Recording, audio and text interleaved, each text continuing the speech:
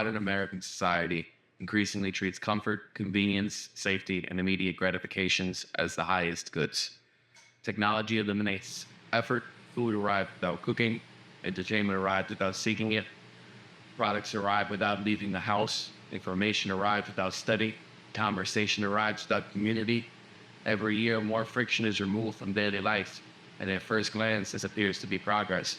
Yet every civilization must answer a fundamental question: what is the purpose of comfort? For most of history, comfort was viewed as a tool, period of rest that allowed people to return to meaningful work, relationships, challenges, and responsibilities. Today, comfort increasingly appears as the goal itself. As a result, society has become extraordinarily skilled at reducing discomfort while becoming increasingly uncertain about the purpose of life.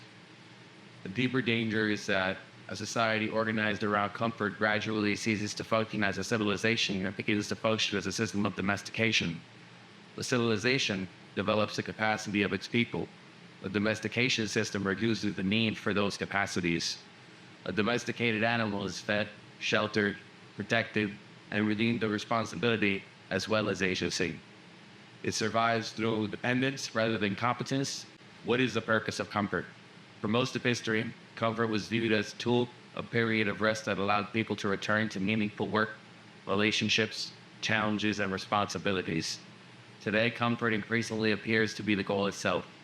As a result, society has become extraordinarily skilled at reducing discomfort while becoming increasingly uncertain about the purpose of life.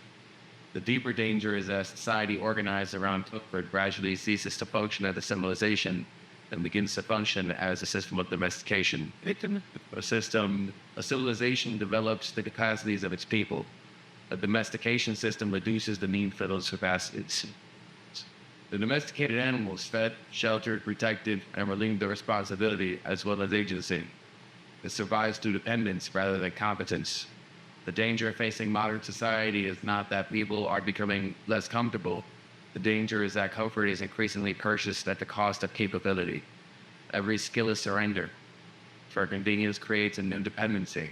Every convenience creates the invisible question: what human skill is being replaced?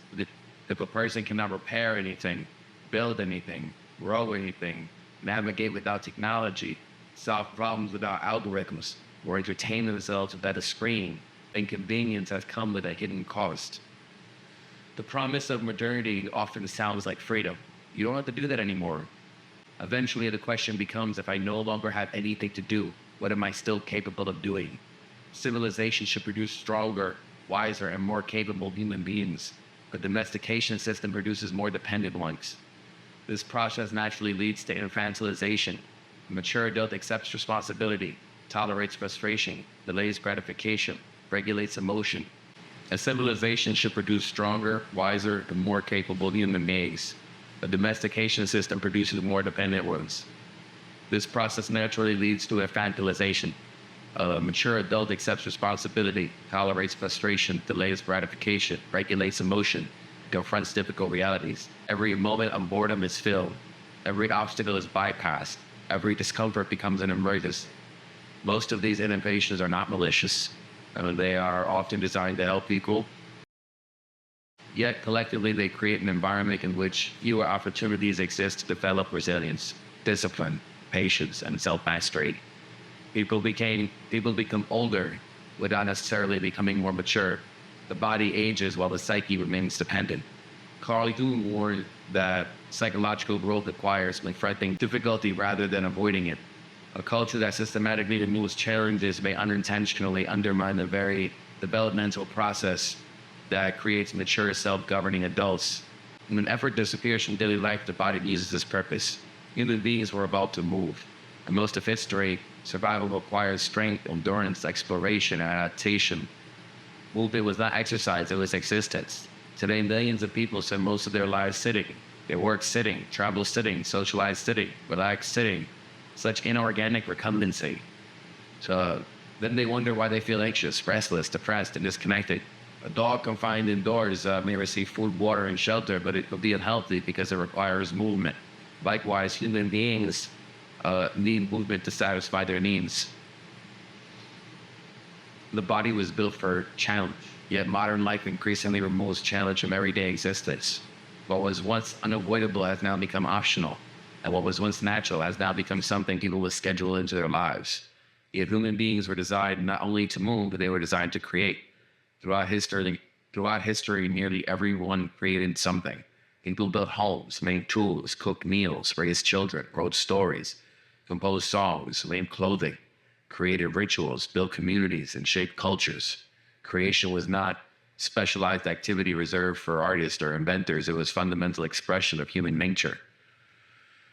To create is to participate in reality rather than to merely consume it. Yet modern life increasingly encourages passive consumption over active creation. People consume entertainment, consume news, consume products, consume opinions, consume identities, consume experiences designed by other people. The balance has become inverted. Instead of creating something for several hours and consuming occasionally, many people consume constantly and create rarely. This matters because creation develops agency, competence, and responsibility and meaning. It allows a person to transform the world around them rather than merely react to it. When people stop creating, they often begin feeling like spectators in their own lives. They watch, scroll, react, comment, judge, but they do not build. The result is a profound sense of powerlessness. Human beings were not designed to merely consume reality. They were designed to participate in it. The same process that affects the body also affects the mind. Modern culture increasingly encourages people to avoid discomfort rather than to confront it. Boredom is eliminated through constant stimulation. Loneliness is anesthetized through screens. Fear is avoided. Failure is stigmatized. Difficult conversations are postponed. Every unpleasant emotion is treated as a problem to be escaped rather than an experience to be understood. Yet growth rarely occurs through avoidance. Jung argued that psychological development requires confronting the parts of ourselves we would rather ignore. Fear, anger, insecurity, jealousy, selfishness, and weakness. By facing these realities, individuals become more integrated and resilient. By avoiding them, they become more fragmented. A culture that systematically encourages avoidance produces fragmented individuals on a massive scale. Fragmented individuals naturally search for stability and belonging. When people lack strong sense of self, they often seek identity in groups, political tribes, racial tribes, gender tribes, economic tribes, cultural tribes, begin to offer personal development that they can no longer provide themselves. Increasingly, people become less interested in understanding themselves and more interested in identifying enemies. Every tribe tells a familiar story. We are the good people, and they are the problem. The division between men and women becomes exaggerated. The division between race becomes exaggerated. The division between political factions becomes exaggerating. Genuine disagreements certainly exist, but they are often amplified and distorted by institutions that benefit from conflict. Algorithms reward outrage. Media rewards outrage. Political institutions reward outrage. Division becomes a product, and social cohesion is collateral damage.